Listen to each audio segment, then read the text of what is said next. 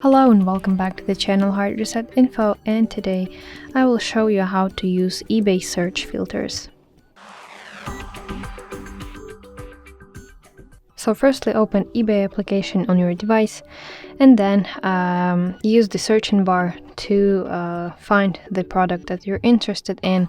And here in the upper left corner you will see the word filter, and here you should see the filters that you can apply. So you can sort by price and shipping, so by condition you can set the price, choose category, and here are many options to choose from. You can play around with them and experiment.